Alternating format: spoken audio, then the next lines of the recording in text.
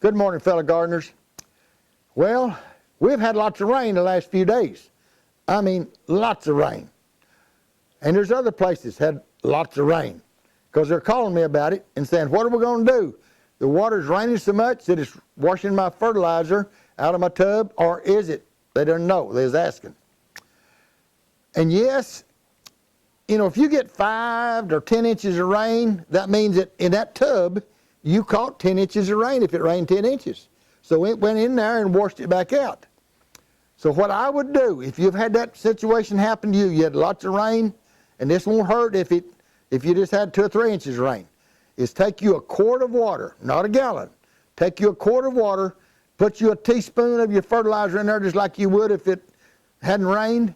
You put it in that quart, stir it up, and then you either pour it down that pipe or you pour it around the outside edge of your tub on the inside and just let it drain down in there and mix in with all of it.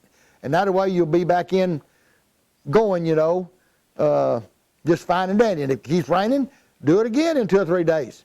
Put you a teaspoon in a quart of water and pour it right around the outside edge of your tub, or either pour it down your pipe. I think it mixes in better if you pour it around the outside on the soil and let it go down through there, or all around it'll mix in. So anyway, that was one thing they've asked about. The next thing they're asking about is, can they grow watermelons in these containers? Yes, you can. I'd put about 3 seeds in there, 1, 2, 3 in a triangle. Now, you can either let them just go out on the ground. You got to have a big place. And to keep the grass from growing, I'd put me a piece of ground cover down. You know, 12 by 12 or whatever room you got, or 2 12-foot wides by 20 foot long, and that'd make you 24 by 20.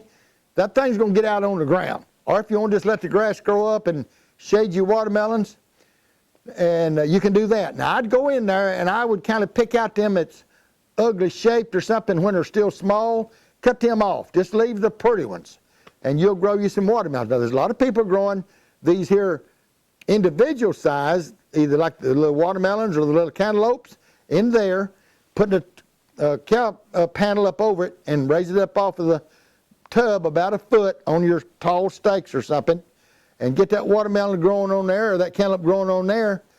And then when it makes a cantaloupe and hanging out there, when it gets about big as a baseball or something, take your nylon hose or something and make a little cradle tie up to your cow panel and let it grow right there.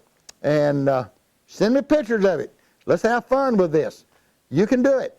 Okay, subscribe, punch the button. Please punch the button and subscribe, because let me tell you, this money that we get off these subscriptions and you watching the little ads on there, we use every bit of that money on this child encouragement class.